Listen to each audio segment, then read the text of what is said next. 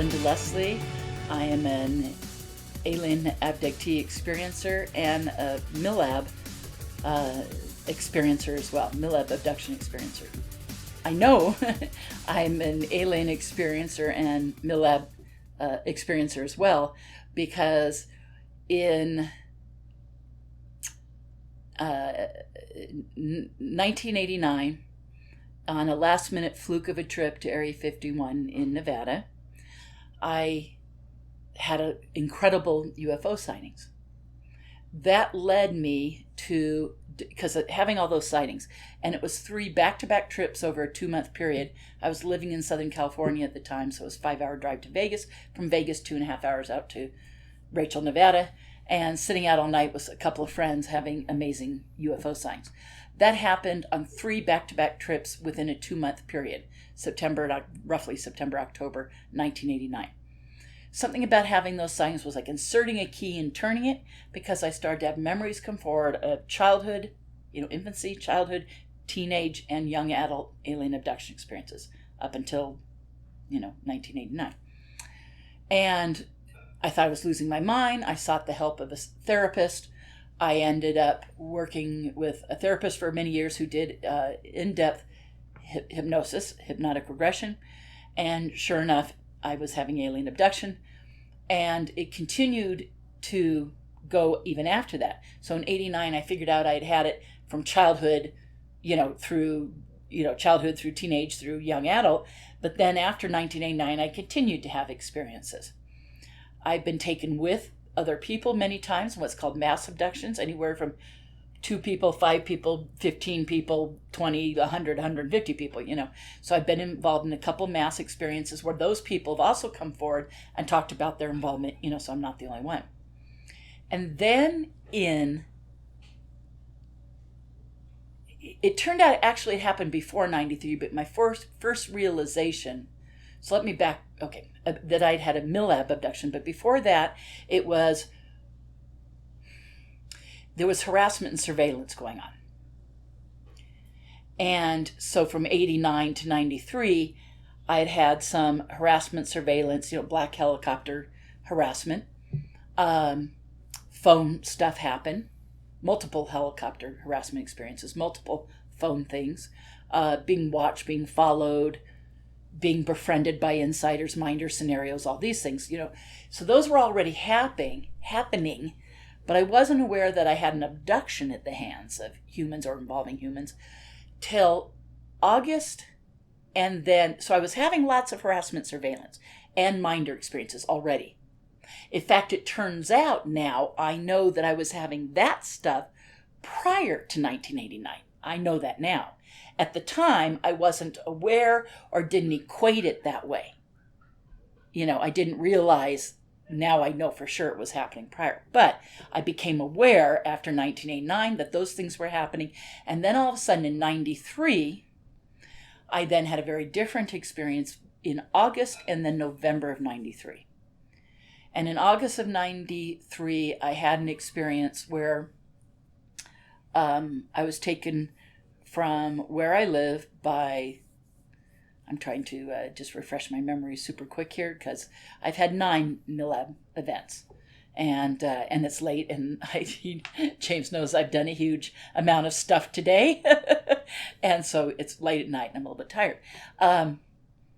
But I had in August I had an experience where I was removed from my apartment and taken to a deep underground military base at Dam, and had a medical procedure done. That since I've also had verified, because a certain type of medical procedure that was done, I later was speaking for MUFON, Minnesota, many, many years later, late 90s. And a gentleman in the audience said, "Can I speak to you privately afterwards?" Because I mentioned a little bit of it, and he said, "I want to know more about it." And he asked me a bunch of in-depth questions privately for about half an hour. And he said he's a certain kind of surgeon that I don't want to go into detail, but what I described, he had been a specialist in as a surgeon. And he said, "I can tell, A, you have no real medical knowledge. B, you're describing it quite accurately. He even tried to mislead me, and I corrected him because I was just sticking to what I remembered. And he said, you are describing in detail a procedure I've performed hundreds of times. You absolutely have this happen in that experience, that medical procedure. So he confirmed that for me. It just so happens, so years later, over the years, I kicked myself as a researcher for not getting a business card or his contact information. And I finally decided a couple years back to contact MUFON Minnesota and and ask the director and then the assistant director of investigations for MUFON Minnesota. The original director was quite an elderly gentleman at the time, and he passed away, and a lot of the board members were elderly and had passed. So they kind of had a new board, but they did have some people who had been on it since then. And I asked them about this doctor who said he always attended, and he even made it sound like he was on their board or consulted their board. And they said, Melinda, we've never had a doctor as a consultant or a doctor on our board, ever. And one of the ladies on the board had been a nurse for like 40 years. And she said, believe me, if there'd been a doctor on the board, because she'd been on it all along, she would know that that they had a doctor on the board or consulting. And she said, we never did. So the guy who told me that obviously lied, but he verified my experience and asked me all these questions about the healing and the recovery. And he said, it's a blah, blah, blah experience, kind of surgery. And he said, I answered all his questions correctly, but he wasn't actually on the board. No surprise. We know how this stuff works. Anyways, and when, I had the whole board, they were sending out emails to them, and people who were previous board members trying to find out if anyone knew who this guy was. They never had a doctor on the board. They never had a doctor as a consultant. When I described him, no one knew who he was. They remembered the meeting I was at because they had me come lecture, and they remember it well, and everything about it we went out to dinner with. They remember more about it than I do. They don't remember any guy like there. And I said, I was out in the patio with him for half an hour talking. All of them go, well, we were putting chairs away and everything. We thought you were like in the parking lot talking to people. I said, no, I was right outside. They had a whole like glass wall, like sliding glass doors along one wall in a big garden patio. And I was right there talking to the guy, and none of them even noticed I was talking to him for half an hour because they were finishing up the room, putting stuff away, And it's just crazy. So like I said, obviously, even the people at that MUFON say, this is probably an intelligence person you're talking to because he lied to you about being on the board and all that. So going back to, I ended up having, like I said, the recall of the alien experiences. And then in August of 93, I had a military abduction, and November of 93. And I said, oh my God, what is going on? And so I had to meet other abductees and researchers who were familiar with it and begin an exploration process to understand what had happened to me, met other people having it happen, met researchers dealing with it, and became a researcher and investigator of those type of cases, but continued to have it happen myself. Those were the first two military abductions that I'm aware of. And since then, I had a number of additional ones. But it also turns out, not only had I had the harassment and surveillance stuff since 89, but I have good reason to believe I had that prior to that. Very good reason. And then, years later, a roommate of mine, that was my roommate in 1990, I ran into way after these other experiences. And she asked me about my alien abduction stuff because she had witnessed that and was part of it back then. And she said, are you still having that happen and looking into it? Yes. And then she said, and what else? And I said, well, I'm doing some other unusual research. And I explained the Milab stuff to her. And she sat very quietly. And after a while, she said, I'm glad you know that now. After like an hour of our talking, she goes, I'm glad you know that now. And I was like, what? What do you mean I know that now? And she said, when she lived with me, we had another roommate. He was out of town at this particular time. So a guy who was out of town, the female, had a 14-year-old daughter that lived with her dad. They were separated. And the daughter came to live with her mom, living with us for about 2 months. She said, when my daughter was here, 14-year-old daughter, was here living with us for 2 months. She said, we witnessed stuff happening to you, and we were woken in the middle of the night by military men, what sounded like military, in your bedroom, giving commands to you, you crying and pleading and say, no, no, no, I don't want to do this. And she said, we were woken up by this more than once. I had zero memory of that. Now, one of those she goes into some detail about, so I do count that as one of my 9 experiences that I know of, because her and her daughter's detail of that, even though I'm going with what they're saying and not what I remember. Because I don't remember it, and I have not gotten regressed over that. Most of my military experiences I've remembered consciously, although I've had regression to get more detail, or if I'm blocked for a certain portion, like I remember this part and then I remember being here, how did I get from here to here? So I've had regressive hypnosis many times to help bring out more detail and fill in the gaps, even though the majority of those experiences I remember consciously, or at least big chunks of them consciously. I believe I was probably carrying a hybrid infant that was very, very early term, had not formed properly, and that a abortion procedure was done and they removed the tissue. So the equivalent of like fetal tissue, but not a fully formed human or fully formed anything at that point. But I believe that's what it was. And it was a particular emergency type abortion procedure that's done when only certain conditions happen. And that's what the guy who was the surgeon who was interviewing me seemed to know a lot about. But since he wasn't ever on the board and lied about that, we're thinking he was probably an intelligence guy, because why would anyone attending a MUFON meeting and questioning me for half an hour say that he was on the board and not only on their board, but also, that's the way I understood it, and consulted to the board on medical things, when the board said we never had anyone in 40 years consult us on medical stuff, that particular MUFON. I believe I had probably a misformed or unformed, something wrong, pregnancy that needed to be terminated. That was probably a hybrid, but wasn't formed. So, but at the hands of not aliens in this case, but at the hands of humans. Okay. And that experience did only involve some ETs at the very end of it. I call it a handoff. A lot of times people have an alien abduction or handed over to covert humans, or have a covert human abduction and at some point are handed over to ETs. You can have humans only, no ETs present, or you can have ETs and humans present together. Covert humans, military intelligence community, etc. Covert science, whatever. But so that one did have ETs at the very, very end. But this other one, which was completely human, did not have any ETs. And I've had many. Like I said, I've had at least 9 of these that I remember in depth, to varying degrees, but more than just like a little bit, like a lot, and they're, as you can tell, they're very emotional for me. They're very intense. They would be very frightening, but I've had enough, and I've worked with enough other cases, and I'm always returned in one piece. I'm relatively unharmed. Yes, they do extensive drugs and mind control, fear, intimidation, pain inducement, all that stuff. That's part of the mind control procedure. But I mean, I'm able to go back to life and function, and so that's you. What else can you do? You have to integrate it, right? Even though I've had many since, obviously, and even one that you yourself were involved in. You're one of the people involved, James, in one of my experiences.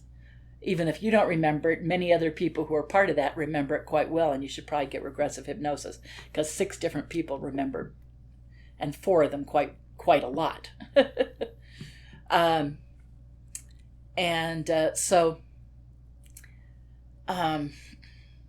And that was at the Fiesta Henderson Hotel in Nevada, obviously. That's when that happened.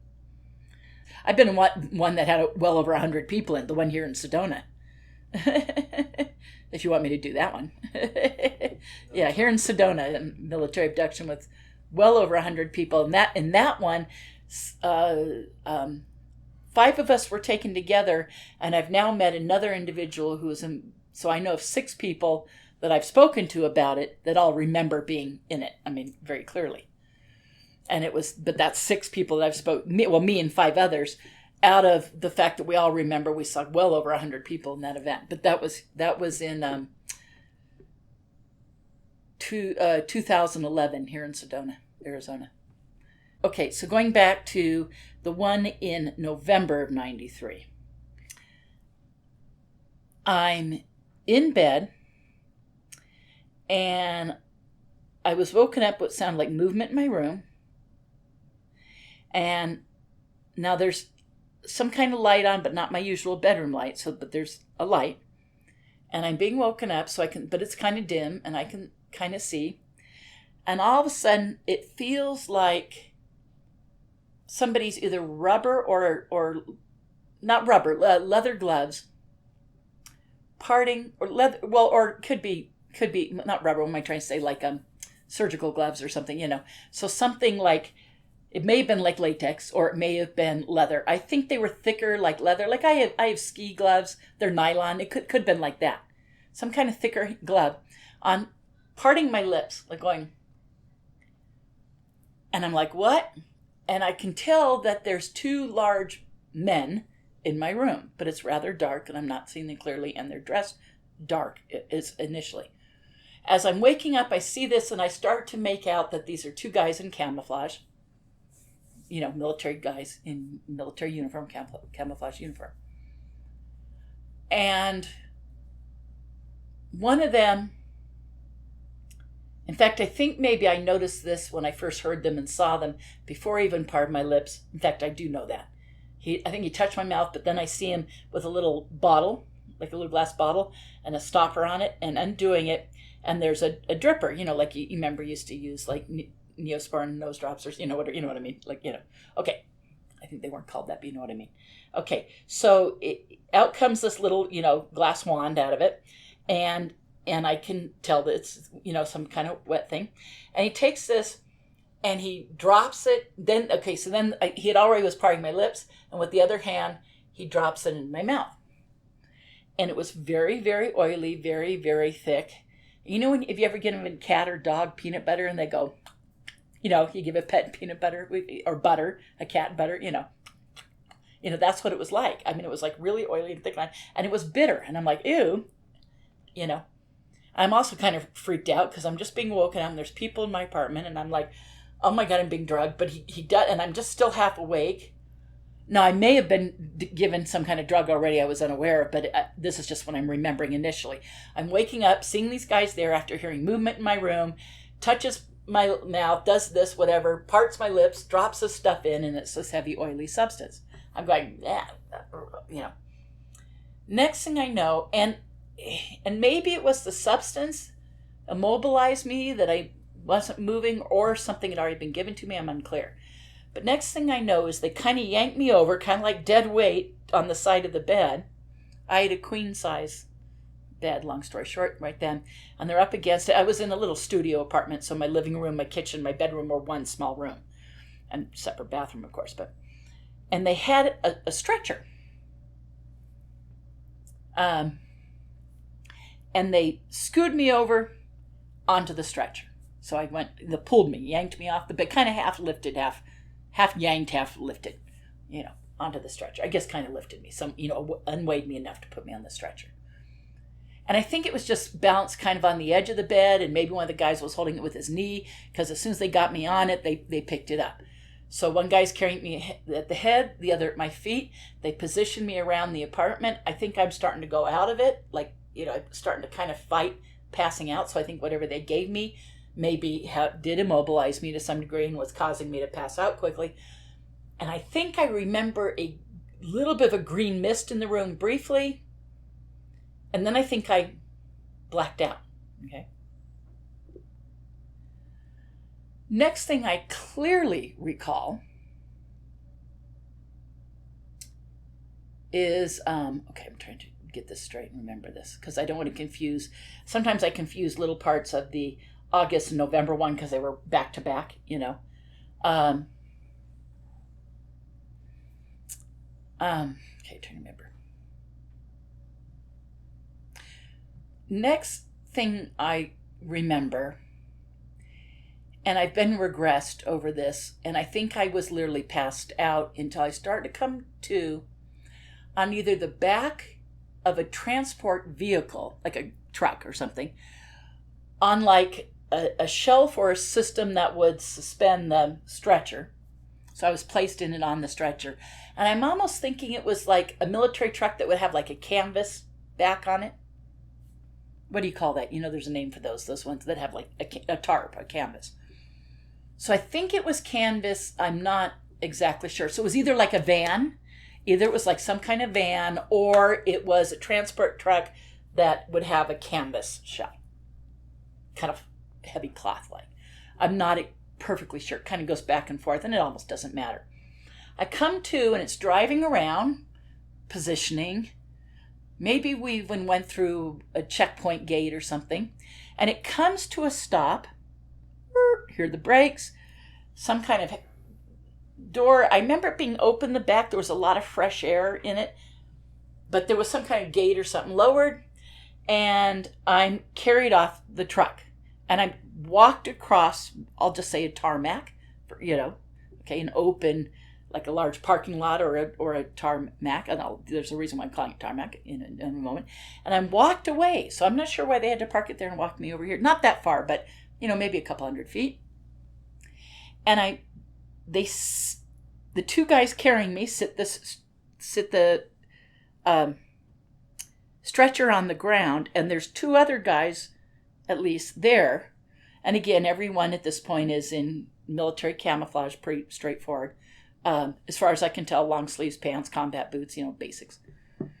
And after I'm sat on the ground, these other guys walk away. So when they sat me on the ground, they handed me over to two other guys. Well, now I think the other ones were just the team, the take me out team, and then this is like medics. Okay, it's kind of what I'm thinking here. And the reason I say that is one of them had a DOB kit, medical bag. And I can't remember quite if it was like a soft one or it might have been a hard one with a lid, but it clearly had medical supplies or something. And I'm half out of it. I think I'm going in and out of consciousness, but I'm fighting it to stay awake because I want to say, where am I? What's going on? And he's on one knee, down on the ground. Like one knee, like kind of like I am right now, one leg bent on one knee, and he has a pen light and he's looking in my eyes, like he's going like this, like looking in my eyes, and he goes, and he's down. The other guy's standing up next to me, so I'm laying on the ground, and he goes, she's a goner, as he looks in my eyes, like they must have been highly dilated or something. And I believe he had given me a shot like a minute before that. So I think the other thing knocked me out enough that I didn't really come to till we were bouncing around in the truck coming onto the base. And I think I was living in Corona del Mar, California, in my little studio apartment.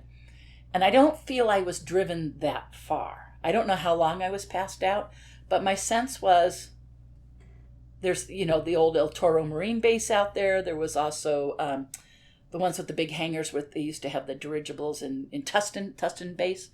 And so I'm wondering if I'm at one of those. Maybe I'm farther. Maybe I was passed out because I could have gotten to either of those in like half an hour, So I'm like, is this half an hour? Or have I been passed out 2 hours? I don't know. But when I'm laying there and he does the pen light, like I said, I'm pretty sure he'd give me a shot in the arm already. I think in regression, I said I was given a shot in the arm. And then he waits a few minutes. They're talking. They're just standing. And he looks in my eyes, like I said, like this, because it's real dark where we are. And he goes, she's a goner. And I think he could tell, that's why he pen lighted my eyes, was to see if I was about to pass out, super dilated or something, okay? And I'm thinking, no, I didn't say anything because I didn't want them to know I was fully conscious, and I'm like, no, I'm right here, And I'm like, okay, am I going to pass out soon? I don't feel like I'm going to pass out soon. I'm remaining really calm because I want him to think I am, but I'm like, I'm pretty coherent. And then they're standing there talking. And I think I'd already noticed that I was laying on the ground next to this big structure that was as close to me or closer than that wall right there. Maybe even almost as close as the end of the bed. No, a little bit further. And I kept seeing, I was looking under something where there was lighting on like a building or in the area in the background, and this thing was kind of silhouetted, but I was on kind of the shadow side of this large thing, and I'm looking underneath and I'm going, oh, plane gear. Like landing gear. Wheels. Yeah, I forget what you call it, but I've said this to a few military and technical and aviation people that say, oh, that's blah blah blah blah, whatever it's called. So, but the gear coming down from the bottom of the plane, the wheels, and and usually it comes down, and then there's other parts that come out like this, like a structure, and then there's wheels here and here on each footing. You know what I mean? So just like if you went to a major airport and saw the structures the planes were sitting on. But okay, and I'm going, oh, plane, but what's kind of a little odd is I think you would think it would come down and either have two wheels on either side or come down and be a structure and be like one leg would have come down and go like this and have wheel, wheel, wheel, wheel. But instead I'm seeing something longer and maybe multiple wheels. And I go, well, that seems like it's too many wheels on there. I remember kind of thinking that. But I didn't see it really well. Again, I'm looking in the shadow underneath it, and it's dark, and my eyes are adjusting to the darkness, and I'm probably fighting off whatever they just gave me. So I can't really see it that well. But I'm like, okay, it looks like plane gear, landing gear. And then I look up, and so I realize this thing's raised off the ground. It's hard from where I'm laying to say how high up. I can't say if it was 5 feet, 6 feet, or 8 feet, but something in that range, as far as the bottom of this object to the ground below. How a significant plane or fighter jet would be, how far above the ground, I don't know, but it seemed to kind of make sense, and I look up, and okay, I'm kind of looking at the underside here, right? And then I see an edge. And then I see this surface, because I'm, laying on the ground. I'm looking like this, and I see this sloping surface. And I see a straight edge come up like this to a point, but sloping at about this angle away from me. And here's an edge sloping up to meet it. And I start to see the beginning of an edge here, but I can't quite get around, so it kind of tapers off here into the shadows. But, obviously another straight edge. And then I see this other line kind of like this, and I go, pyramid? Flattened, squished pyramid? And I'm going, oh my God, giant sloping line coming to an apex at an angle, this edge here, that edge over there, and I'm going, and this is also tapering off this way. So it's going like this. I wish we had a giant piece of cardboard shaped like a triangle, because I could do exactly like coming up like this, And I'm seeing it like this because I'm laying on the ground. And I'm like, and I knew. It was no mistake. Ain't no plane shaped like this. And this is hard edge to a point, I'm going, wait a second. Now, the angle I'm seeing at it, it's hard to make it out exact, but I can see it enough, and so maybe out here, I'm seeing the side, and it kind of, loses it right here, and back here where I can't turn my head. But I'm like, and it's graphite black, dull. I feel like I'm seeing, like, plates to it, like, you know what I mean? It's not one perfect smooth. Let's just say I knew it wasn't alien technology. It looked very military, very human, It looked like, like exactly like you would expect it to, kind of thing. And I'm like going, oh my God, I think it's a triangle. Now, retrospectively now, I know for sure, but at the time I was like, is it a triangle? And so next thing I know, then they pick me up. And I am kind of in and out of it a little bit. I'm starting to pass out, but I'm really fighting it off because I want to stay. But I'm definitely still awake, but I'm kind of really fighting off something. And they pick me up and they start carrying me, and they kind of carry me this way a little bit. And I guess I hadn't really noticed because it was down at the bottom edge and it was so dark underneath that over here there was a dark spot. Well, it turns out there was a doorway angled like this, that kind of goes, and then this long, narrow ramp coming down. And so when they picked me up, I'm like, am I going on that thing? I literally was thinking, am I going on there? And they pick me up and they carry me and we walk up the ramp. Now I can't see the ramp. I can hear them walking up. For some reason I felt like it had to be in sections, like, like long, I don't know, I don't know. At the angle it wasn't super steep, but it was, growing up, my parents had a dock, at a house on Balboa Island, California. And sometimes the ramp from the main platform down to the floating dock would be really steep if the water was low, but the water was high, it would be it could almost go straight across, but usually it was about midway. Well, it felt like that same angle. So it wasn't super steep, but it wasn't flat. It was, just kind of a nice long 45-degree angle is my guess, something like that. Actually, that's probably pretty steep, but okay. So we're going up it, and it felt like it went, like maybe there was, plates to it, as I heard their feet, but I couldn't really see it. And we go up, and they carry me up, but what I'm looking for is when I go in the edge of the door. And I go in through this thing, like this, and I see framework, the metal, and then I see, it reminds me like a giant pocket. If you could make a bank vault, a pocket door, you know what I mean? Like a bank vault, a giant thing on it, right? Well, something sturdy and that kind of bulkiness, maybe not quite that bulky, but instead of having it slide out, have it go into a pocket, that's kind of like what I felt I was going through. And so I see this gap, and it's dark, so it's all kind of hard to see. And I see like rubber, like rubber meshed heavy stuff, like around foam, like you took meshed rubber stuff and bent it around foam, like insulation, that kind of thing. Insulation, the matting material for the airlock on the door, etc.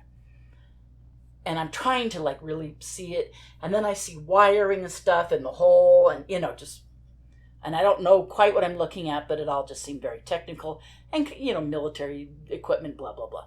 And then I go through and like I said, the wiring, and then I know I'm entering into a dark space.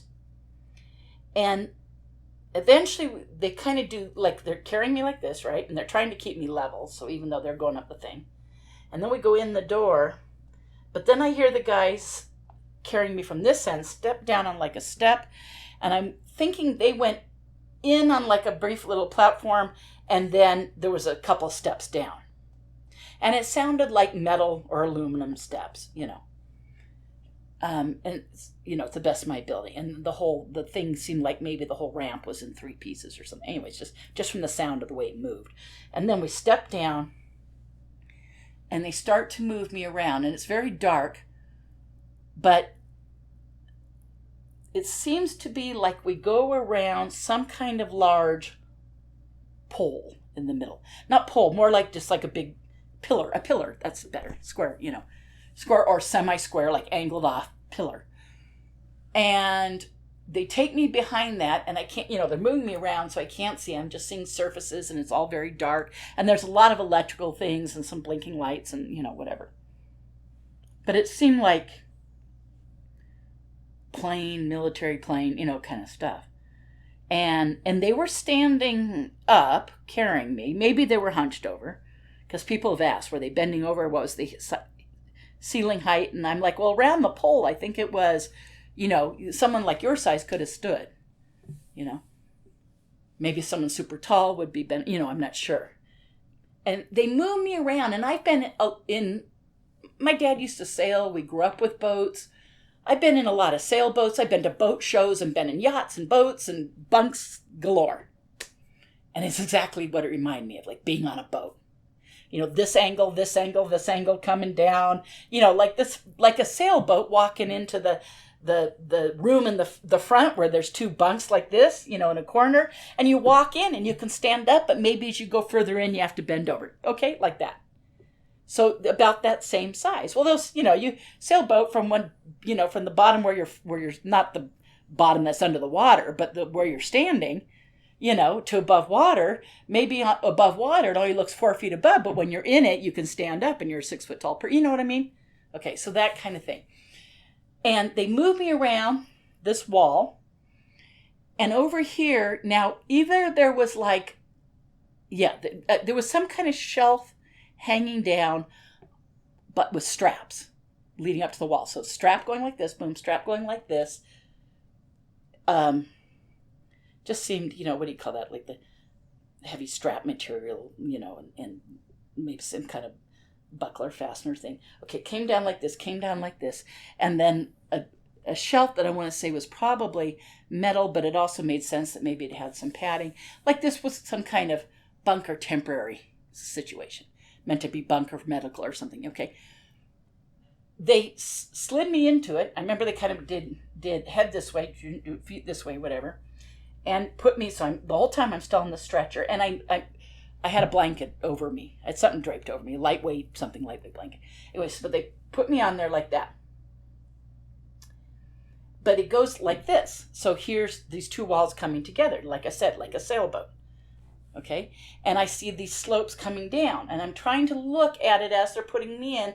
And I'm seeing sloped wall, not come to a defined point, but like there was other inside, like it just kind of went boom, boom, boom, and there's another wall here. But I could tell I'm in a corner of the triangle, basically. And again, though, there's other wall things and stuff, but there's a slope here, slope, and it's like a sailboat. Just like a sailboat, there's going to be a bulkhead and stuff, and you're not going to actually see the front point. There's usually storage or something. You know what I mean. So kind of, it just, again, it's like being in a sailboat. And they put me down, but there's metal, and whatnot. And the whole time, I forgot to say this, when they had me on the stretcher next to this thing, I know it. I've been out on tarmacs to get on a plane where you, instead of going down the long ramp, you go down the stairs, and I've seen planes idling and stuff. I know what like airline fuel or plane fuel smells like, and that's what it smelled like. And I also know what electrical stuff smells like burnt electrical, like an electrical fire. I also not sulfur, what do you call them? Like firework material, when fireworks burn. What's that called? Doesn't it begin with an S? I forget what it's called. I'm just tired. Normally I remember. But things had that smell. And so they put me, like I said, in there. They adjust me. And I notice then these two guys in camouflage walk off. They go back to those stairs, up, out, down the ramp, and they're gone. And I can't see them once, because it's dark out the door. And it's fairly dark inside, but there is some lighting. And there's a guy in, what I remember is there's 3 guys on board that look like, if I say old Mercury 7 astronaut outfits, like in the movie The Right Stuff, the silver, tight, kind of tight-fitting but wrinkled, like that, just like they did in that movie.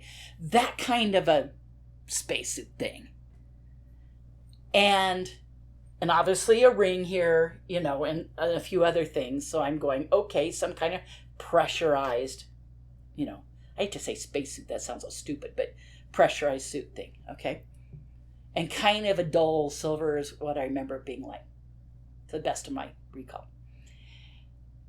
And he pulls down, and I tried to describe it later, and I ended up looking online. I think it was just what you would call jump seat. Thing that pulls down, like stewardesses on planes, they have that up near the front and they pull it down and sit on it when they have to strap in to go, if you've seen them do that. And, and flight jump seats, So this thing pulled down, it had black straps, and the guy pulls it down, sits, pulls the straps, something goes across, and he straps himself in. But first they'd already strapped me in a couple times. So I was strapped in up there, at least 3 straps probably going across me.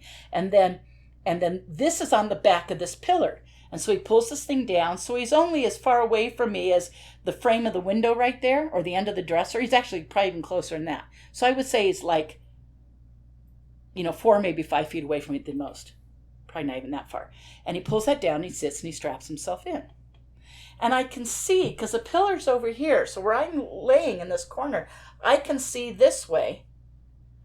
And I'm looking at a console that kind of goes along this wall, across, and then along, and all sorts of, and it looked like the interior of the flying compartment of a plane, you know.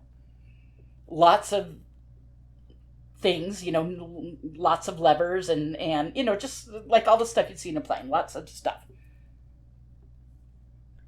But then I remember to think, are there windows or whatever? And I noticed what I was looking at was a little beveled window, you know, metal, as far as I can tell. Metal frame around, at that angle, going to the point, a beveled section that if I drew it like this, watch my hands, if it's like this, like this, if you think it's on a surface like this, right? So it goes like this, and like this. So it kind of is like, so if you took a triangle, if you took a rectangle and put it on a triangle, you'd have to cut the sides off, so it would go boop, boop, boom, okay? So straight, and then up like this, and then straight. Okay, you get it. So it was shaped like that, but then there was another one, and then there was another one, and then there was, and they kind of met in the middle, and then another one. So I got the feeling that the front nose of this thing where this window was went doot, doot, doot, like 6 pieces. As opposed to just 2 pieces doing this, it had to have kind of a bevel, like whoop, whoop, whoop. And they didn't seem very big, these windows. Now, I couldn't see out of them or anything. This was at a distance. All I could tell is that was some kind of aircraft window that went boom, boom, boom to the front point. And then there were these 2 guys sitting there. One guy sitting facing forward, like towards the windows, at a control. There's a, what do you call the thing on a plane? The throttle, you know, kind of thing like that. And then the other guy was sitting a little bit sideways, and it looked like maybe radar screens, kind of, you know, it was a bunch of very high-tech equipment. But I'm going, okay, this is this shape back here and this shape here. I mean, I know I'm in a triangle, but it has this big columned off thing in the middle. But luckily where they put me in the angle that I was, this guy's sitting here with his back against the column, but I had a clear view to these guys. The guy from the back and the other guy almost from the back because he's sitting like this. So the other guy's like this. See my hand? The other guy's like this. And the guy up in front like this. And this guy's like this. So I'm not quite completely sideways, but at this angle, you know, sitting like this. And next thing I know, a door... You know, there may have been a door pulled open. You know how vans have doors that go whoop and then slide like that? It's supposed to pocket. I think it did that. I think it was out and open to the side. But when they were carrying me up the stairs, I was leaning this way. So it would have been this side where I wasn't seeing it. But all of a sudden, from this angle, I felt like something came into that space. You know what I mean? Where the door was, something went whoop into it. So almost like a van door would go, you know what I mean? Like slide to the outside and then pull in, like, and it seemed like it was closed from the outside because these guys were already all strapped in. But the thing is, the guy on the column and the other 2 guys had helmets on. Now, not great big, like, you know, spacewalk helmets, you know, and not even as big as like when you think of the Mercury 7 astronauts and that look, not even as big as their helmets. They were a helmet and a visor, you know, a spacesuit helmet, but smaller than that.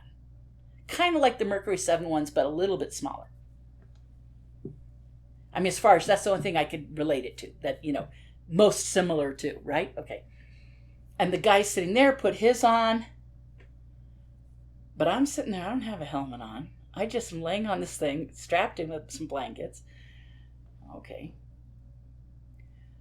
And kind of going in and out of it, but fighting off whatever was knocking me out. And next thing I know, so we're all strapped in. It goes dark for a minute, and that scared me because it was completely dark for a minute. And then all of a sudden, a couple low lights kind of came on, and it went. And it reminds me on a plane when they dim the lights, you know, before takeoff. You know what I mean? The lights go down, and then, until people turn lights on again, so all the lights go down. It just, when you fly at night. But darker than that, but there were a few small lights, and then all of a sudden it gets a little brighter. Anyways, so then what I feel like is I'm smelling intense fuel. I'm even getting there might be a little bit of, smoke or something in the cabin, not intense, but, and in that smell of like burnt electrical, for sure. And rumbling, thrust. And of course I couldn't see outside, but the feeling of when we're not thrusting forward, we're going up. Now, I had been to many, many air shows. I used to live out in Irvine, California, and been to the El Toro air shows, and had seen Harrier jets take off. And the amount of roar, and they kind of do this, and and I'm thinking, oh my God, it's like taking off in a Harrier jet. We're taking off up with thrust pushing it down. I'm like, whoa, and the only reason I'm thinking that is we're not thrusting forward at all. It's not like taking off in a plane. It was like, and I assume from the feeling and the fact it was kind of doing this that we were going up. And a little bit forward, maybe just a little bit forward, but mostly up. And I felt this. And all of a sudden, a thrust like thrust. And now I know we're picking up speed. Again, I've seen Harrier jets take off. I kept thinking, oh my God, it's like I'm in a Harrier jet, but the Harrier jet is a giant triangle, Okay. And it starts thrusting forward. And meanwhile, the fume smell and everything. And I'm going, please, drug, pass me out, because if I don't pass out soon, I'm going to start throwing up. I was getting nauseous. I'm like, please pass out, because I don't want to throw up. And it starts thrusting, and then eventually gets better. And it's the feeling of like the pressurized plane, just like when a plane takes off. I mean, we've all flown a million times, so, just like that. And I'm like, oh, okay, we're okay. Okay, this is better. And we're flying along, but I'm still getting a lot of thrust. Like, I feel like there's giant engines behind us going, like I've never flown in a fighter jet, except for I think I know what it feels like. You know what I mean? Because and I'm like, we thrust forward. I feel like we're going fast. And the sound of a roar of like an engine. And I hear that for a while, and then all of a sudden, there's this really intense burnt electrical smell. Or ozone. Like when the rain out in the desert, you get the sage and you get the ozone smell. I mean, ozone, so I know what that smells like. Or like sparklers and fireworks on the 4th of July, same kind of smell. Gets really intense. I was even thinking, is there an electrical fire? Because it smells like an electrical fire. It gets really intense. And next thing I know,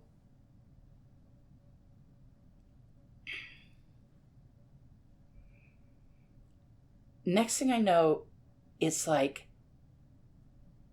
feeling really underwater. When I grew up, there were some friends of the family, long story short, that there was, it was actually my godparents, and in Santa Monica, California. I'd go stay with them. There was a local community pool with a deep end that went down to about like 16 feet in the deep end, really deep, at least 14. And I would go there. I was like, 12, 10, 8 years old. Go there, and me and the other kids would challenge each other to go sit on the bottom or lay on the bottom. But it was really tough because it was really hard pressure. It was hard to get down there and hold your breath that long, but that feeling of like being, and I've probably snorkeled and stuff down to about 20 feet, like that kind of feeling, but maybe even more. So it felt like pressure all around, this intense smell, and all of a sudden, a feeling of like weightlessness, like no movement, like all of a sudden we were going roar in the air, and we just went. This intense smell came on, and suddenly it was a feeling like we switched to another form of another mode. It took off like a Harrier, whatever, that is, thrust. thrust forward, went for who knows how long, not very long. Might have been a couple miles or something. We were gaining in altitude quickly, just like taking off in a plane. But just like when a plane would level out, this thing levels out. All sound, like total vacuum, like, I think if I made sound, you wouldn't hear it. It was that much of a vacuum, like cancellation of sound. And zero movement, and a feeling of weightlessness. I don't know that I would have floated. I don't think so. But I could tell the straps were, I wouldn't have floated up, but you know what I mean? Just a feeling of extreme pressure and pressure all around, and my ears popping and my head pounding, and I wanted to just pass out. Now, all of a sudden, I felt like I couldn't breathe, like a total lack of oxygen.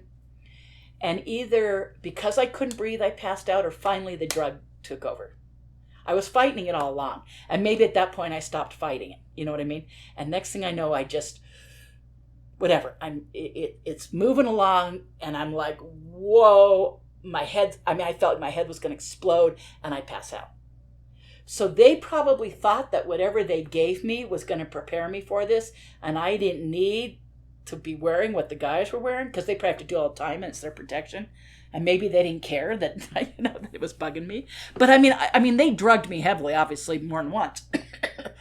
They gave me a shot on the ground, and I'd already been given the icky gooey fluid that was so bitter, that horrible bitter. You know what's really funny? I've never thought of it having a taste, and suddenly that bitter stuff, for some reason, thinking about it right now, this is going to sound really weird, I'm almost wondering if it almost had a little bit of a banana flavor. Like maybe they tried to give it something not so horrible, but it was so bitter that it didn't really mask the bitterness. Yeah. All of a sudden I'm going, wait a sec, what's making me think it had that? I've never thought that before. When they've given me other flavored things, for sure, I can go off into that in other experiences. But in this case, it was just really bitter and really, really thick, like a thick, bitter syrup. I was like, ugh, in the room. And then they had given me a shot, because I do remember I had a nightgown on that night. And they pulled up the sleeve and had given me a shot in the arm. Okay, so then, like I said, so that was probably to make me pass out. And I think I was just really fighting it till either the lack of oxygen or my desire to say, I want to pass out, I gave it fight, whatever, I passed out. Okay. Next thing I know, I'm coming to, floating in the air in an upright position. But my feet are dangling, there's nothing under my feet. And I feel like force or pressure holding me up, and it's dark, but I can tell I feel like outside temperature, fresh air, and the smell of like desert, like sage. And I live in the desert, and you go out in the middle of the desert between here and Phoenix, and it's got a very unique certain smell, the bushes, the plants, everything, sagebrush. Okay. And I'm like going, desert, dry air, I've been night in the desert a million times. That's what it felt like. And just enough that I could tell the smells. I said, I think I'm somewhere in the desert. But all of a sudden I feel like floor raise up, meet my feet, and it's cold, and my bare feet go down on it, and I can tell that it's smooth, and they turn the light on eventually, but I just say, it's cold and smooth.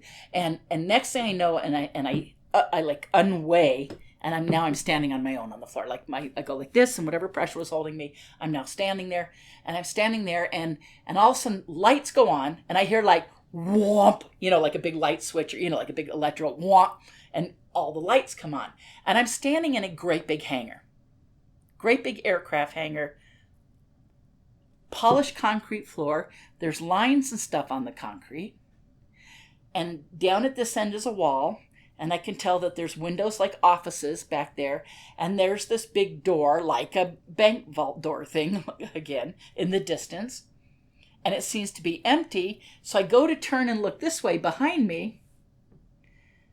And I'm going to skip something that's there real quick, because when I look behind me, doors going to the outside, but they're open. And it's night air, clearly night outside. And this has got these giant lights, just like you'd expect to see in an aircraft hangar. You know, they're like, you know, big things like this that are metal with a wire thing, you know, blah, you know, I'm clearly just in a big empty aircraft hangar. But over here, but behind me and back this way, is a disc on legs with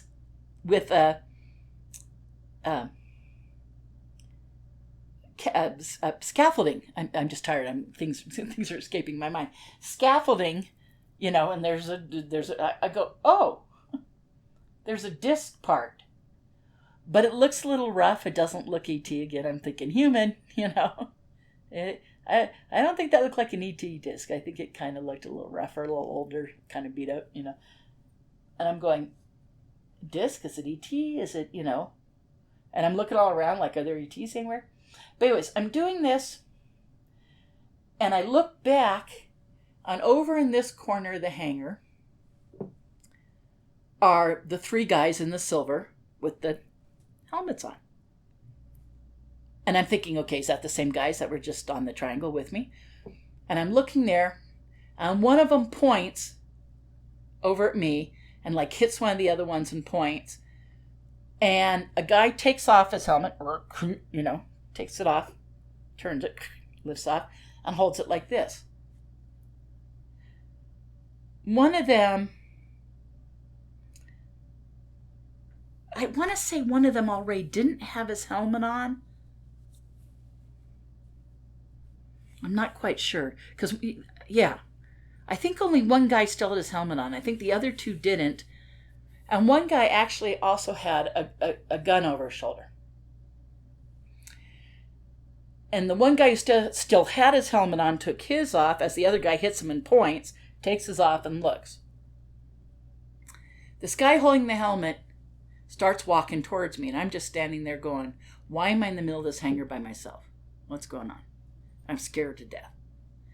And he walks over towards me, and he comes up to me. Oh, before he walked, I'm sorry, I left out a major thing. Before he walked over, they're way over here. They're like this big, and you know, the other guy, so a couple 100 feet away, guy with his gun over his shoulder takes the gun off and goes like this, and starts what do you call them? Like crawl, you know, when they're like this, you know, hunched over, and starts crossing his legs like in a circle, like he's just going. I'd get up and do it, but you're mic'd me. But it's like he's like going like this with his legs, you know. Well, that's in the way, but he's like, you know, crossing his legs, and he goes like this around the room. But he turns back around, scans the whole room. But let's say I'm over here, like where the door is, right? He goes like this, and when he sees me, he looks right at me, and he does this with the gun. He goes up, right? He looks right at me like this, and then goes down, like as if to look right at me and to say, I'm not pointing this at you. In other words, this isn't about you. So he sees me and he goes, whoop, up with the gun, looks at me, puts it back down, continues to scan.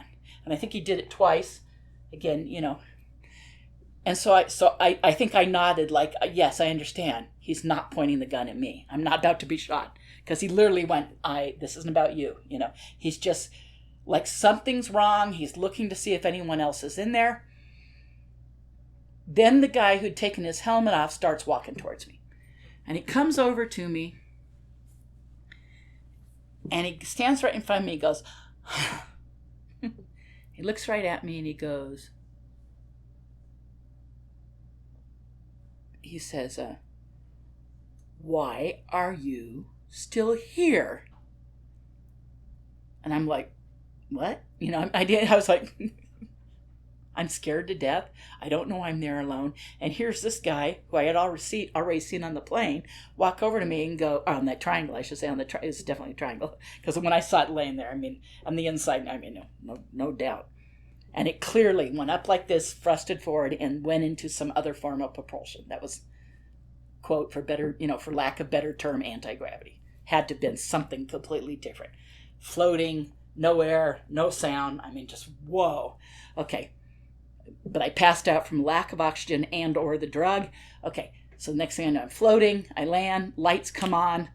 I'm in a giant hangar. These guys are standing over there. There's a disc way over here. Okay. This guy comes walking towards me and again leans to my face. Why are you still here? And I'm like, I don't know. Maybe I didn't even say anything. I didn't know what to do. And then he leans to me in my face and he goes, "You're not supposed to be here." And I thought in my head, now I probably would actually say this, but back then I was scared to death. And I was like, he goes, "You're not supposed to be here." And I was thinking, yeah, tell me something I don't know. It's like, yeah, you're right. I'm not supposed to be here. Now I'd probably say, yes, I'm not supposed to be here. Take me home. But at the time, I was just scared to death because I was so glad when he didn't point the gun at me. Because when he started going off the gun, I go, okay, I'm going to get shot. So when he did this, I'm like, thank God he's not pointing it at me. Okay. So this guy, so again, he's in my face and he yells at me, "Why are you still here?" And I know what it was. He wasn't mad at me. I wasn't supposed to be there. When they dropped me off, someone else was supposed to be there to get me. And something, I think, either it was made to look like they screwed up for me for some reason, or there was a miscommunication screw up. Because he seemed like he was really going. He was literally like, "Why are you still here?" And I'm like, am I supposed to know the answer, And then he goes, and then he's yelling in my face, "You're not supposed to be here," And I'm like, I think I even nodded, I was just freaked out. But now I realize it wasn't about me. He was just like, "This doesn't make any sense. Do you understand you're not supposed to be here? Someone else was supposed to get you." He didn't say that, but I mean, that was implied. Okay. And then he goes, no, he just has his helmet under one hand. Yeah, his helmet under his left hand, because he had it here, and I think he switched it over here. And he puts out his hand. He goes, take my hand." He said, please take my hand." So he takes my hand, and he starts to escort me, or kind of drag me along with him. And we start walking away from these guys who are over here. Where I'm over here. We're walking towards where I see that big, airlock door. If you've been in a ship and I've been on the Queen Mary down in the engine room and an engine room door. That's what this looked like, but bigger. And I got the feeling like, oh, it's an airlock door or something but why in a hangar that's open to, the air outside? But I mean, that's what it looked like. And he starts having me walk. And there's these painted lines on the ground, and we're following between these painted lines. But all of a sudden they turn and they go like this, and after a while they turn and they go like this. And there's nothing else in there. And I'm thinking, now first, when I first experienced this, I thought, are there other craft in there and I just can't see them because they're cloaked? Is what I'm thinking at the time.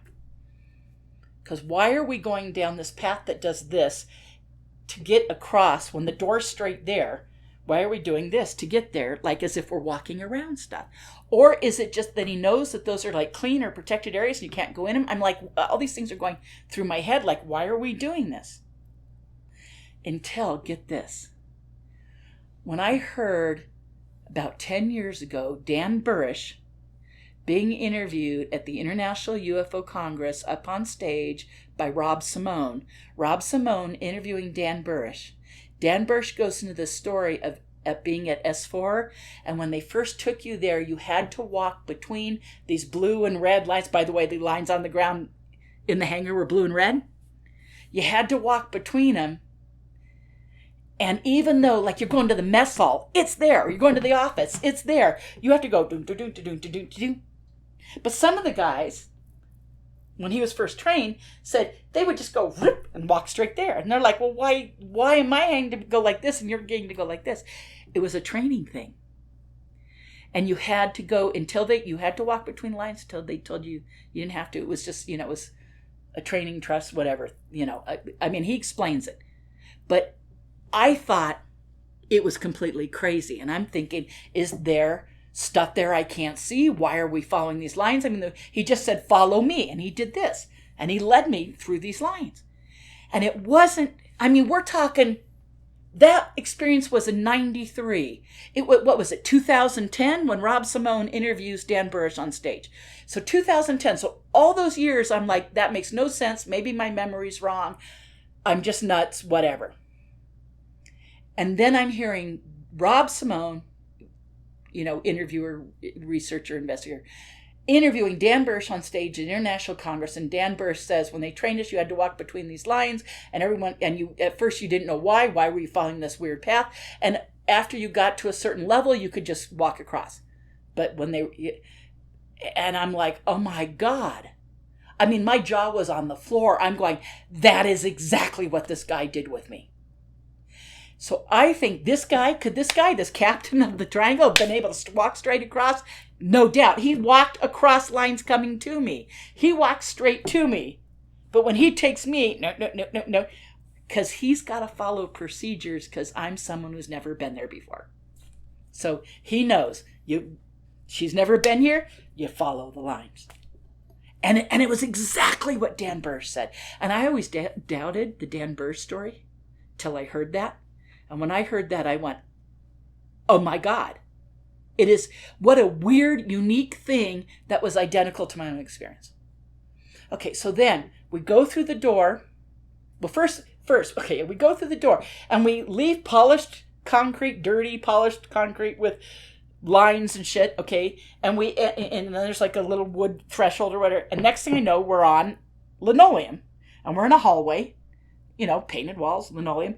And there's a little counter there, if I say a window, like a security window at a security office in a department store or a doctor's office window, sliding glass window, sliding glass and a little wooden thing, it was like that.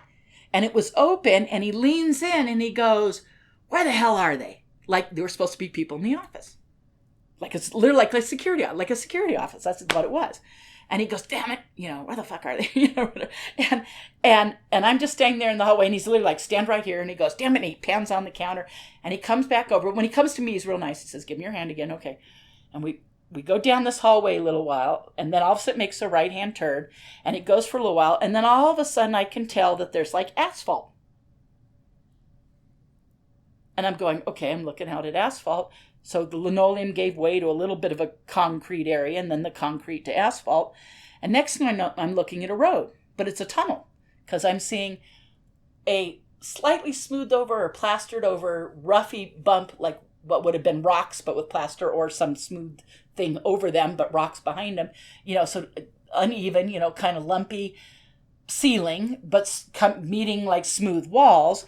And I see this, and a stripe going down the middle, just like it's a road in a tunnel. But it curves that way, so I can't see really far. It goes for a while, and then it curves, and then, of course, I can't see anymore. So I look this way, it goes for a while this way, and curves down here, and I can't see anymore. So I'm in the straight section of an S-curve of a tunnel. You know what I mean? Like this, So I can only see so far.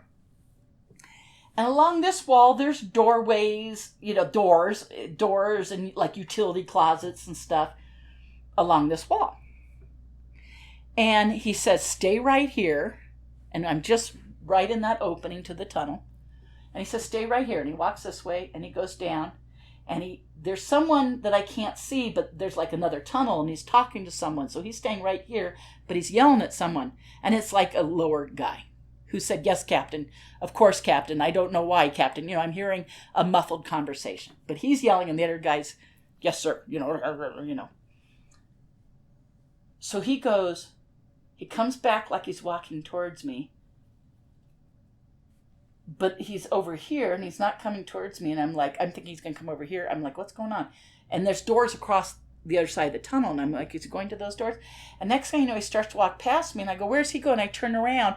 Walking down this way from the tunnel is a guy in full dress, naval greens, pins all over, full blown Admiral General, something high ranking, epaulets, dress naval.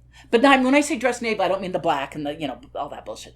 I'm talking green. Not even dress naval. That's probably the wrong term. high-ranking green, dark green, green naval uniform. Pretty straightforward.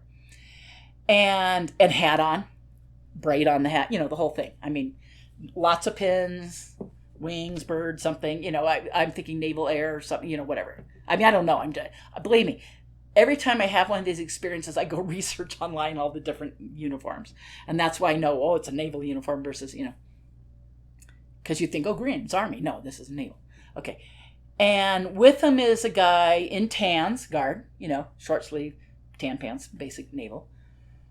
And then there are these two guys in lab coats. One is old. James, I know this is going to trip you out. They're both wearing black pants, white coats, white shirts, and I think black ties. It just looks, just a dark color, maybe, I can't say it was black, dark color tie with a white shirt, with a white lab coat and dark colored slacks, either black or dark blue. One guy was younger and a little taller and a little thinner, and the other guy was quite a bit older. I would even go on elderly. Very salt and pepper hair. He was a chunkier guy, shorter, and the other guy was taller and thinner. But the guy had a really heavy accent. And he was talking to the other military brass and to the other guard and to the other guy, and I could hear this very distinct accent that I would call Eastern European, bordering on Russian, not German. I know German. He's not speaking German and his accent isn't German. I'm thinking Russian or like Yugoslavic or something like that. Clearly. And later, Bob Lazar said something about some of the head guys are, I wish I could remember. Do you remember what it is? He said they were, that their nationality would have been. But I remember when I heard it, I'm like, oh my God, that's exactly what this guy was. But the other guy didn't have the accent at all. The other younger, only slightly younger. I would place the other guy in his, 40s and this guy in his 60s, early 70s. Except probably 70s. Not gray haired, but definitely, heavily salt and peppered and a heavier guy. The guy in the dress navy was an older gray haired gentleman, for sure. And the guards were young. This guy who was the captain had to probably, I don't know his age, late 30s or no, probably 40s. No, I don't know. He was probably older, 50s. Anyways, but I don't know ages. I'm just saying, they weren't, okay. And there's this discussion because they're about 20 feet away. I'm only here, or maybe even a little further, 30 feet away. I'm hearing bits and pieces. And he comes back to me and he says, "Come with me." Or no, I know what he says. I left out something. When they approach him, they say, "Thank you, Captain. You're done here tonight. We'll see you at 0500, 0600, whatever the hell. Go get some sleep." They say military time to him, and they say, "Go get some rest." And he's like, and he kind of is like, "What happened here?" Whatever. Like he's mad that something went wrong. And the other guys, very calmly, the guy in full uniform says, "Captain, that was an order," like that, kind of a thing. "You are done here. That was an order. Go get some sleep." And he goes, "All right," and marches off. He turns, or he salutes him, but as he marches off, he's like, like he salutes him, but he's like, he's not getting an answer. He said, "You will be fully briefed." I think he said 0800. I'm pretty sure it was either like 0700 or 0800. He goes, "You'll be fully briefed." Or you'll be briefed, or you'll, yeah, I think he said fully briefed. I couldn't quite hear all of it, but clearly, said, I did hear him say, "Go get some rest." Or maybe as he walked away, he said that was I think because he saluted him, turned away, and he goes, "That was an order," or whatever. So there's this little dynamic going on here. And the guard who was over here, and this guard, anyways, maybe there were two with these guys in the tan. They say, "Come with us." And they walk me across the road, a little more concrete, and to a door on the wall. Standard, metal handle, like any kind of office door, turn it. I go in. Linoleum floor. But when I walk in, linoleum floor, and I'm a little bit confused if there was like a big linoleum conference table or there were a couple smaller tables pushed together with chairs around them. I'm not sure. Or maybe it was even like one of those conference tables that's like in a U. But anyways, it was like linoleum top tables, chairs around. And on this wall are highly tinted or slightly mirrored windows. And I get it. They're two-way mirrors. You know what I mean? Isn't that what they're called? Two-way mirror, yeah. And I'm like, now, right before going in this door, I realized there was another door to the left. And as these guys opened this door to open it for me to go in, I saw the guy in the military high-rank uniform and the guys in the lab coats go in there. So as I come in this room and I'm seeing like 3 plates of glass that I know I'm certain is a two-way mirror, I'm thinking they're behind there. And now I get really scared. I'm like, what the bleep is going to go on? Because they're in there looking at me and I can't see them. I'm like, oh God. Just it was a scary, you see a two-way mirror thing like that and you're thinking, they're going to watch whatever happens here. And, and I'm like, gosh, whatever the fuck. And this guy, these guys go in and they have us just stand there. Down at the other end of the room, beyond this table and chairs, a door opens at the other end, and a guy comes in, and reddish hair. I'll never forget everything about this guy.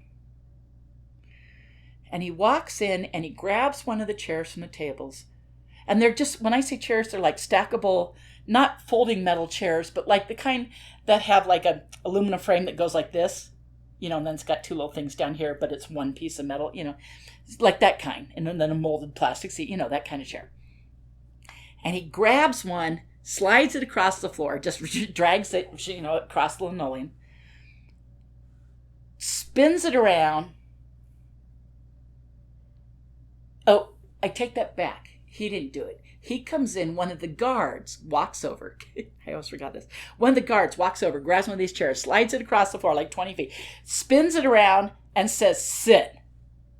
And the other guy who just came in looked at him gave him a look like, what the fuck is wrong with you? He looked at him and said, won't you, and looked at me, and he looked at the other guy like what he did was wrong, to say sit, And he goes, won't you please sit down?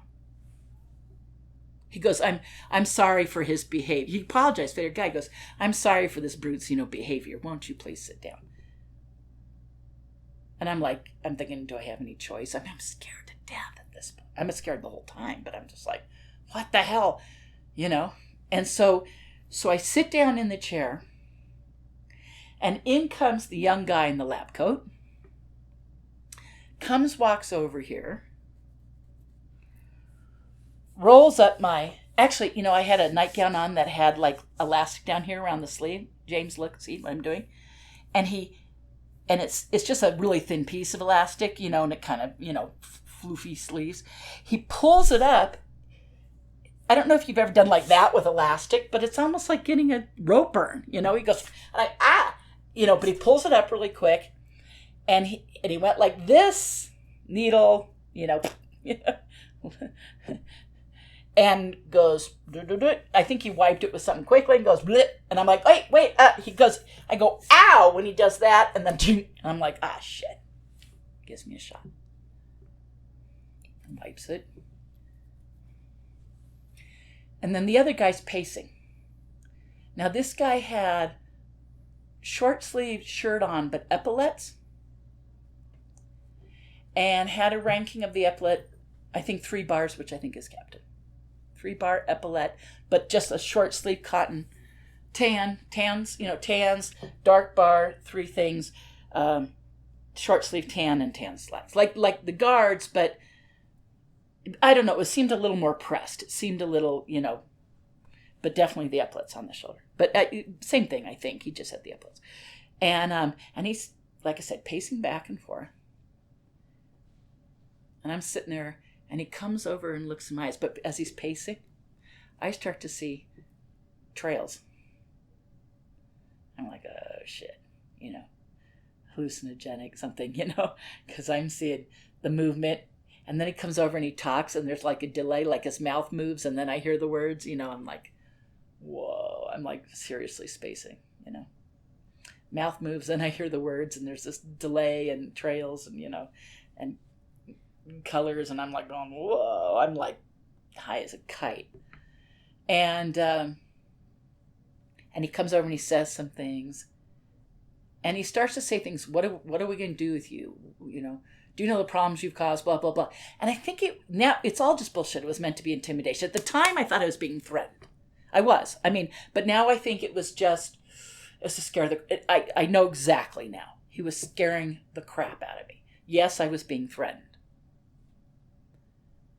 But I'm like, all this just to threaten me? That seems a bit much, And he's doing this, and he's threatening me.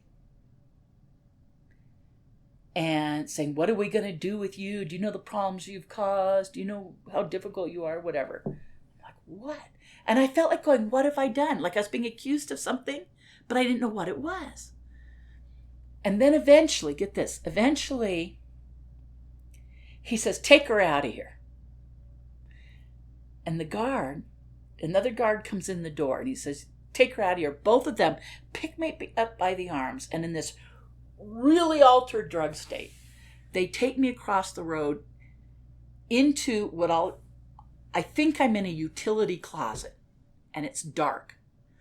All of a sudden a light bulb is turned on, and there's big guys around me, and they push me down to the ground and start to act like they're going to gang rape me. I lose it. I'm in an altered state. I am reduced. I am scared, screaming. I start flailing and kicking, and I'm not going to let them touch me. I had to have done serious bruising and damage. I'm like kicking they pushed me down on my back, and they started to come down on me, and I'm kicking and doing this and just going nuts. And I'm like, because he was threatening me like, oh, the stuff we're going to do to you. It was really scary. The guy in there. Like the stuff we're going to do to you. Wait till you see, this kind of serious threat.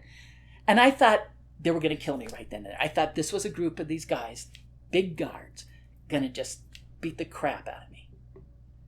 And I just kick, and I'm just losing it. Well, something about the drug maybe gave me strength or something. Because I'm just doing this. All of a sudden, the door that they brought me in opens, and it's one of the younger of the two guards goes, what are you guys doing? What are you doing? You're not supposed to be doing this. And I was like, thank you. I thought somebody was like saving me, Little did I know. Now I get it all. Now it's all like, oh my God, but at the time I thought, oh my God, thank you. And I'm crying and crying, and he puts his arm around me. He goes, oh my God, I'm so sorry. He goes, oh my God, you guys, you are so done. You're so out of here. You're so, he's just berating them. And he comes with me. He goes, come with me. And he takes me back, and he's heading back towards the other door. And I'm like, no. And I'm like, on the asphalt, heel digging. I'm like, and he's like, no, we have to go in there. And I'm like, no. He says, no, I have to take you in there. I'm like, no. And he's like, no, you have to go in there. Trust me. And I'm like, now I know I'm being played. I'm like, but I was glad I was out of there, because I thought I was going to be gang raped and killed. And he takes me in, and they had pushed me down and started doing stuff, or grabbing my hands and legs, and I was just losing it when he came in. So, and I was roughed up a little, but that was it. And then he takes me in, and I'm going, no. He takes me in and he goes, come on, it'll be okay. He just wants to talk to you. He's really not a bad guy. This whole good cop, bad cop bullshit, Takes me in there, sits me in the chair. And the guy in the lab coat is there. And the guy in the lab coat proceeds to put a tourniquet thing on my arm, like a piece of rubber, and wind it, and it's really starting to hurt. And I think he gave me another shot. And I'm like, ow. And I'm crying and crying and crying. And the other guy starts asking me questions. And he says, we need your help with something. And I had been crying and crying. And all of a sudden I snap at him. Now I totally know. He accessed an altar. I totally was like, what the fuck do you want? And I mean, I was a tough bitch. I wasn't scared. I was now just pissed. I still thought I was me. But now I know. I was not afraid of them. I was ready to punch them out. I was like, and he's like, do you remember what we asked you to see?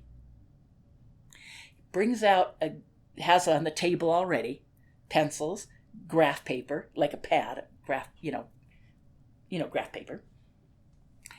And says, do you remember this? And there's a portion of something, I don't know what it is. Curved lines, like technology. And he says, did you see this other part? And he starts asking me to draw it. Now, problem is, I don't remember what it was. I don't know if this is a weapon, a specific piece of technology, but I mean, it's obviously alien technology. And what also really bothers me is they had obviously given me a previous post-it note suggestion in another experience that if I ever saw this, I would remember the rest of it. Like, we're looking for this, if you ever see this, because, and he said, do you know how to draw the rest of this? And James, I do not know how I knew it, but I started to draw part of it. And I'm drawing and I'm shading and I said, well, I don't remember exact, but there's something here and I'm trying to draw this. And I'm like, and I'm really pissed off. Like, if I draw this, can I get out of here? And he says, yes, if you draw that, we'll take you home. And I drew it. And finally, I threw it at him. I said, there is that. And he looks at it and he talks over my shoulder to the window behind me, which I'm probably 10 feet out in front. He talks back and he says out loud, like he's talking to the people back behind the glass, she got it. She did it. He says, thank you. That's what we wanted. But meanwhile, this thing was on my arm. Well, it was the pain. The pain, and then it stopped, luckily. So he'd taken it off. But my arm was just going wah wah, just hurt. And I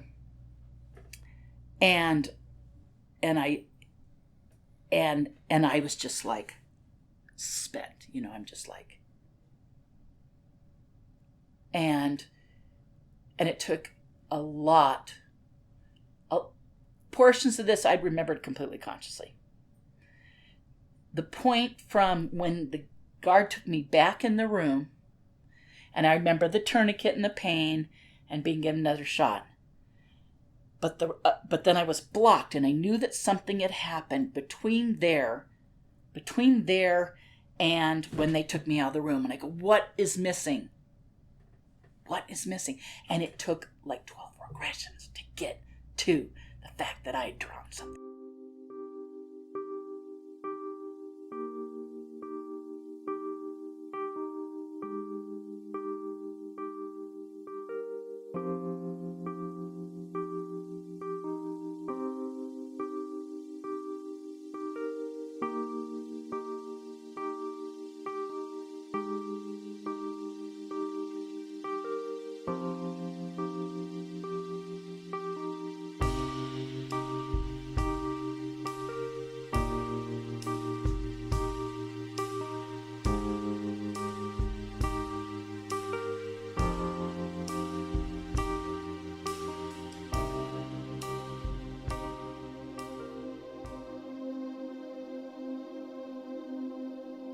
And that I was pissed off. I was not me. Obviously I can be a little bit like that. Maybe I have a little altar bleed out every once in a while, especially if I'm tired, but, or drunk, or something, But in this case, I was like, and telling him off, cussing him out. I was no longer intimidated by him. It was like, I won't say he was intimidated by me by any means, but I didn't care. I was, and whatever was,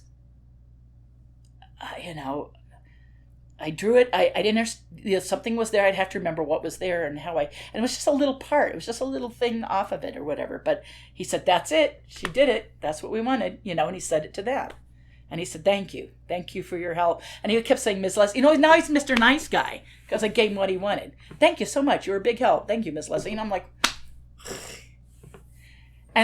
and maybe called me some other name, that I'm not remembering. But I think he didn't. It was just it was just me in a angry, like, in the other room, I was reduced to nothing. Then the pain, and I'm sitting there crying. And then they kept tightening that tourniquet. It's all, my guess is it's all classic stuff. Okay, then just to finish real quick. So then I draw it and guards come in, escort me out of the room. Now I'll speed this up because this next part's just mildly interesting. They take me down a long hallway. They take me into what I think is not the same hangar because we go way down the road. Actually, they put me on a little utility cart. I forgot that. Little utility cart with black leather seats and it's orange. Your basic get around the place, like a bench in the middle with seats on either side, utility cart. They drive me down this road. We go down a long hallway. We come out in another hangar. That hangar is really big. There is a big helicopter parked in it with the doors open on the side, but almost near the opening end. They get me in the helicopter. They sit me in a seat, strap me down. The helicopter takes off, flies out of the hangar, and flies off. We fly over a mountain ridge, not very far. We land. They get me off the helicopter. We walk up to this building, one-story building, ramps up either side like this to the entrance, glass doors in the entrance. We go in. There's a security desk. There's another glass door. They sign something. They take me in. We go through a glass door. We walk down a long hallway. There's another glass door. We stop. There's a keypad on the left. Ding, ding, ding, ding, ding on the keypad. Unlocks. Go through. Boom, boom, boom, boom, boom, boom, boom. Long ways. Boom. Another glass door. Keypad. Da, da, da, da, da, da, da. We go through. Da, da, da, da, da. We turn a corner. There's this big metal like bank vault door. They open it. There's this small black room. All the surfaces with rubber. We go in. I remember there being one little light source, and I think it was like a light bulb in a covered thing or something, We go in, they turn it. First they say, there's two guards with me in camouflage. They say, stand like this, feet apart, arms like this. And stand there, and whatever you do, keep your eyes closed till we tell you can open them. This will feel a little weird, but don't panic. You'll be fine. Just stand still, eyes closed, arms out like this, and when we tell you can open your eyes, you can open them. They close the door, goes completely dark for like a minute or so. I'm like, that's scary, but I'm like, they had a calming sound to their voice, like, you'll be fine, just stand like this, keep your eye, And even as it got dark, he said, Ms. Leslie, you'll be fine, just keep that, stand like we told you, close your eyes, do not open them till we tell you. Now, when your eyes are closed and you look at a bright light, you can see it through your eyes, so that's what it looked like. And I thought I saw like green through my eyelids, like really bright green, but I'm staying there. Next thing you know, floor drops out from under me, pressure all around, just like in the hangar. Pressure all around, sitting there. And I'm going, okay, at least I know what this is. This feels just like when I was supported in the air above the hangar. Exactly. And I'm doing that. And all of a sudden I feel carpeting come up under my feet. And it feels a hell of a lot like the carpeting in my bedroom. And all of a sudden, this took a little while, probably a number of minutes. All of a sudden the light starts to dissipate. And I open my eyes because I could tell, like, I think I'm in my bedroom. I gotta see, And I open my eyes and I see this green mist-like stuff dissipate like quickly. And all of a sudden, one of the guys looks at me, just kind of like rolls his eyes, like I'd already opened my eyes. And the other one, who had his eyes closed, said, you can open your eyes. And I think this guy said she already did. Like, okay, Miss Leslie, you can open your eyes. And this guy's like, too late, I don't think he said too late. That would have been very funny. But I think he said, she already did. And, but he just looked at me like he wasn't going to think on me when my eyes were open. He just looked at me like, really? Because his eyes were already open. He's like, really? And then their guy says, you can open your eyes. And he's like, he's looking at me like, uh-huh. But it just dissipated. They're both standing there with me. And I'm standing in my room with these two guys. And as the light dissipates, because my room is dark, so it's lighting up my room. And as it dissipates, my room gets dark and my eyes are trying to kind of adjust. Maybe there's a little outdoor light, moonlight, whatever the hell, in neighbor's house or what, So I'm seeing, my eyes are adjusting, and they take me to bed and they put me back in bed. And I'm pretty sure they gave me another shot. Lots of drugs. And yeah, they gave me another shot, and literally they say, lay down. They pulled my covers up. I think it was a shot. Unless it was something in my mouth again. I'm trying to remember. But anyway, so they did that. And I remember they stood up. They started to back away. Get this. They backed away. I saw green again. I just thought, and I knew, okay, they're going the way we came in, obviously. I start to see green, and I instantly pass out. And that's the whole thing. From beginning to end. No, I never made an agreement. I don't want them to do that to me. I'm clear about that. You and I talked about this in the car before, and I had said, I'm okay. The alien stuff I get, I feel good and okay about the alien stuff. The military stuff and the covert stuff, I'm not okay with the exception of the minder stuff and the befriending, because I want to know, I want to understand. And so I'm willing to kind of play along to say, am I going to get any answers kind of thing. But I do, of course, do I want to be drugged that many times? Do I want to be thrown on the floor and made to think I was going to be gang raped and killed? No. And so, no, that whole thing, yeah, flying on the triangle was cool. And did I see some really advanced technology that switched into another form of propulsion? Probably. Do I know that level of stuff happens? Did they get some alien technology information from me? If all this really happened, then I guess they did. But I was really abused in this. Come on. No, I don't consent to that. The best way to reach me is really through Facebook. I have my UFO sighting tours in Sedona, Arizona, which is ufosightingtours.com. And I do them through the Center for New Age. But please, if you call the Center for New Age in Sedona, you just say, I'd like to have Melinda Leslie call me, kind of thing. The best way to reach me is probably through Facebook. Because I've got that there, and that's easy to find, and that's an easy way to get a hold of me. Oh, by the way, I want to say one quick thing. The second Super Soldier Conference, a bunch of us, and I don't know if you were there then, we're in the restaurant, the coffee shop, late one night, sitting around a table, and Max Spears was there when he was still alive. Of course, he was there. I'll make this very quick. Someone says, Max, tell us about that jump room event. And by the way, that whole event happened that I just said was at China Lake Annex.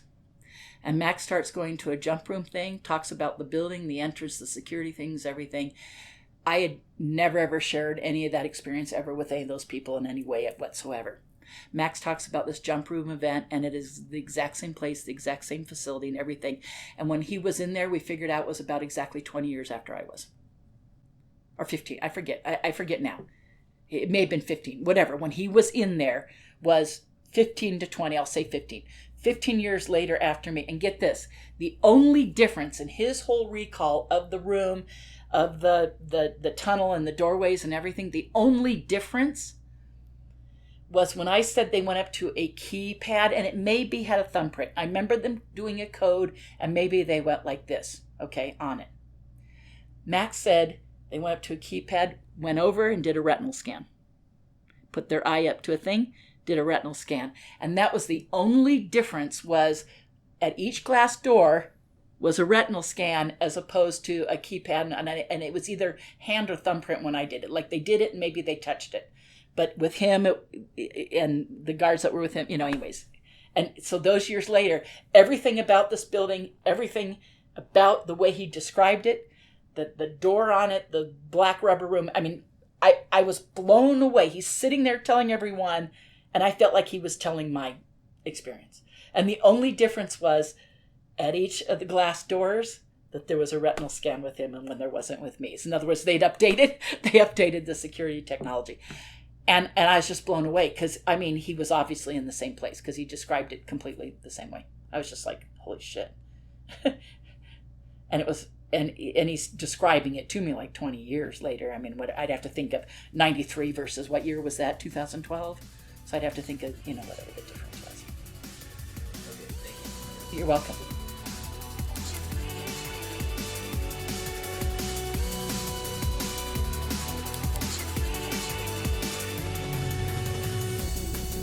Please consider supporting Super Soldier Talk by purchasing your own Neo Meditation device. Your Neo Meditation device will help you reduce stress, integrate trauma, enhance intuition, enhance clairvoyance, and enhance creativity. Get yours now at www.neologicaltech.com.